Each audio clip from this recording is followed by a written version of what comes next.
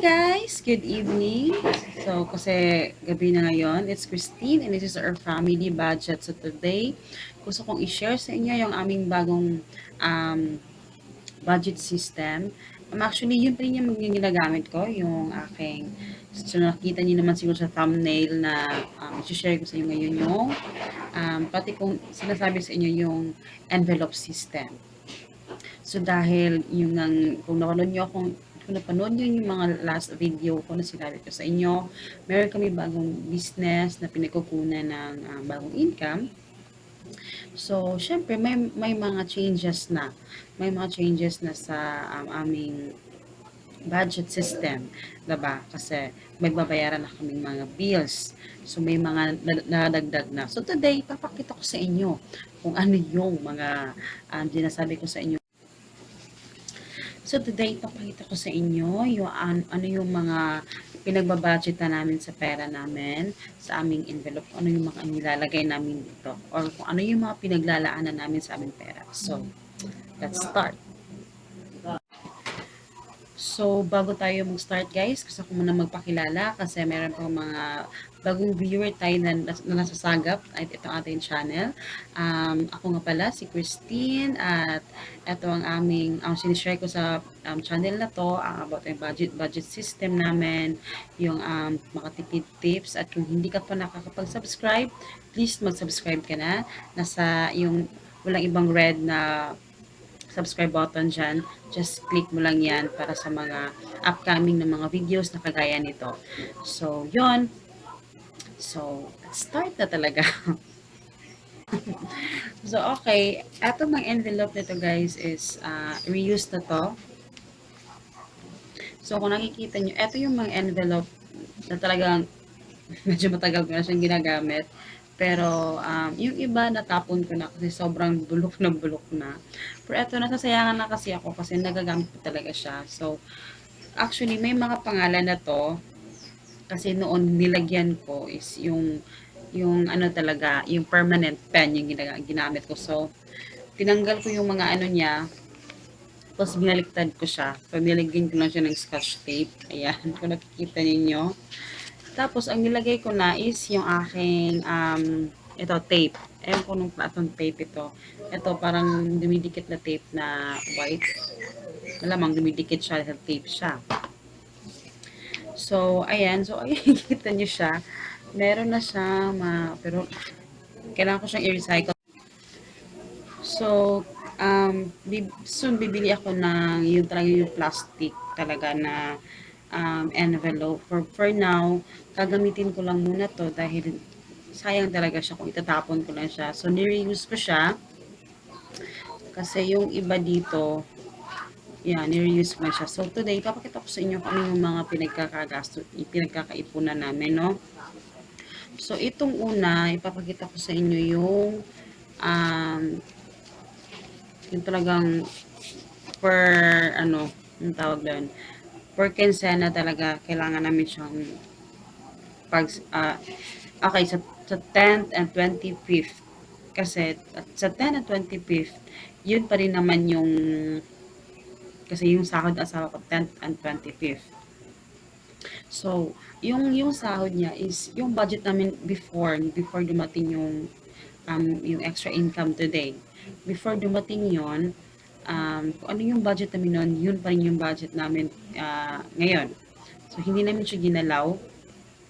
Tapos, yung panggas lang is yun yung tinanggal namin, dinagdag namin siya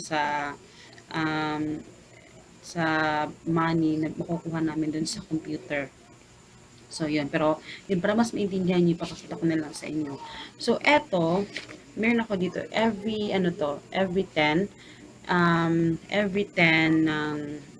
month.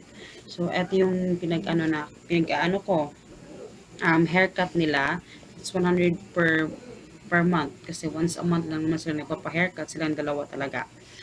Tapos, yung sa grocery ko naman, sinaseparate ko siya since every is 10 at 20 sa 10 is 2,000 pesos, so 1 every week. So sa 25th naman 3,000 dahil meron sa ano ko, may nilagay ako dyan. Dahil sa 25th naman is nilalagyan ko siya ng 3,000 dahil yung 1,000 is para dun sa mga sabon, sa mga malaking item na binibili ko. So, ayun, kung alam niyo na siguro yun, kung ano yun, diba? Kung nanonood kayo sa aking mga vlogs. So, eto, nag-separate ako ng weekly grocery. Eto yung first na ginamit ko na siya nung nag-grocery ako. So, dito yung 1,000, kung ano yung sobra, dito ko siya inilalagay. As in, dito lang. So, hindi ko pwedeng galawin itong second weekly grocery dahil for next week ito. So, yung 1,000 is nandito na siya. So, gagamitin ko lang to pag next week, pag nag-grocery na ako. So, ayan. So, nakaseparate sila yung dalawa. Hindi ko pwedeng isali yung dalawang kasi baka magamit ko siya. And also, eto naman, eto yung allowance ni Papa. So, eto yung allowance niya is 600 sa 10 and 800 pesos naman sa 25th kasi naglo-load siya ng yun sa kanyang cellphone. So, kailangan niya mag-load ng 200 pesos doon dahil required yun sa kanyang trabaho. So, ayan. So, naka yun. Tapos, eto naman, ito yung fee ko. Ito yung kaisa-isang utang na lang na binabayaran namin ngayon.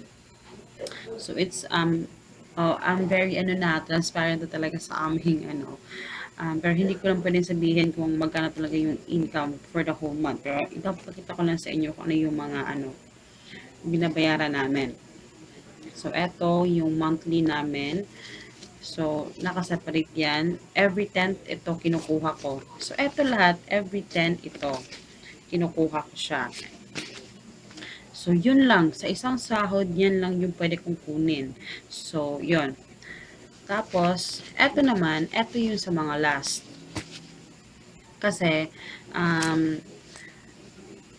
eto lahat, kukunin to lahat dun sa money na kasi sa 25th, ganun pa rin naman yung ulit lang to. Ang mawawala lang dito yung eto yung sa loan. Pero eto, ulit lang naman to. So, yan, ulit lang. Pagka 25th, so, ulit lang siya. Tapos, wala na akong ibang makukunan yung sa computer naman ng money, dito lahat. Eto lahat yung pick up, sisiglan ko. Meron akong gas. So, yung gas ko is, yung isang tangke ng gas namin is aabot siya ng 1 month mahigit. So, depende kung parati kung nagbe-bake ako parate. So, depende yon. So, ginagawa ko siyang half out, 400 a month. So, ayan, 400. Kasi, 800 kasi minsan tumataas yung gas. Tapos, eto naman sa birthday, ayan, ginawa ko siyang minimum of 200 pesos, pero depende yan, iba-iba, depende sa kung medyo malaki yung kita, so, dalagdagan. Pero eto yung 200 pesos is yung minimum lang. So, birthday means, kasi sa family, especially sa amin, yung asawa ko, marami siyang mga kapatid. So, may times na sunod-sunod yung birthday. So, syempre, kailangan natin magbigay ng cake or what, kailangan natin iambag. So, kailangan may nakatabi kaming pang birthday. So, at least 200 pesos yung minimum. Minimum yun. Tapos, sa savings naman, eto, sa katapusan ko din to kinukuha. Actually, sa 25th pala to. Ito yung madadagdag sa 25th yung savings kasi sa sahod ko to kukunin. So, may 1,000 pesos. Minimum of 1,000 pesos. So, eto naman sa share. Itong share is, hindi namin to gagalawin. Ano lang namin to pag magpapakain kami, especially sa, basta, alam niyo na, basta share. Okay. Hindi ko na kailangan i-explain. So, eto naman sa clothes. So, kung hindi man pwede, hindi lang kailangan every month mamimili ng clothes. Pero, just in case lang, kakailanganin namin. So, at least may nakatabi akong para pang clothes. Eto naman for Christmas is 200 pesos. So, just a minimum. Kasi madadagdagan pa rin naman to. So, for Christmas, para ito sa funding ng sa Pasko, pang Pasko. Tapos ito naman sa school niya, 200 lang din yung inilagay ko. Ayoko ng malaking ano para hindi ako ma-short. Basta kung may extra, ayun.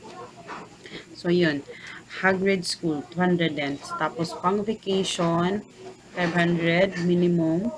Um, yeah, 500 minimum. So yan. So yun lahat yung ano ko. Um, actually kulang pa to. Meron pang iba na ano pero hindi ko siya nilagyan ng envelope system kasi inilalagay lang namin siya doon sa ATM. Ay, ang ingay, ganon. Kasi may ATM, meron kaming dalawang ATM, tapos may passbook. So, hindi ko na kailangan lagyan ng ano yun, tawag doon, envelope, kasi diretso na doon kasi ilalagay namin doon. Yun. So, i-explain ko muna guys, no?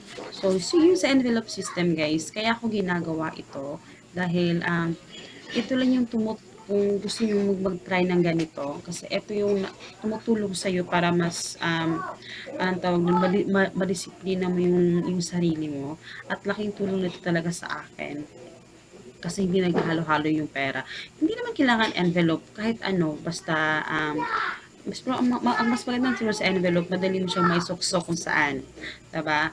Compared kung sa ganito, meron yung ganito. Oo, ganito sa computer, sa mga money sa computer. So, meron din sa Shopee. Ayan.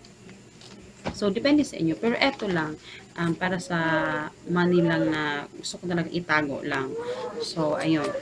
So, nakakatulong siya para madisiplina mo yung sarili mo, especially kung magsisimula ka palang mag-ipon. Talagang sobrang laking tulong niya.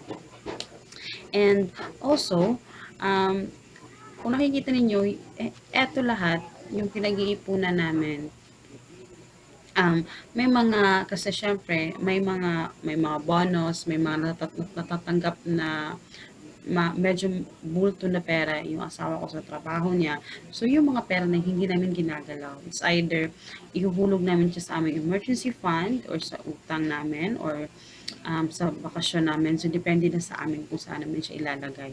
So, kaya merong mga ano dito na wala sa envelope kasi ididiretso namin siya sa ATM, sa passbook. So, diretso siya doon. So, ayun, para hindi namin siya makita.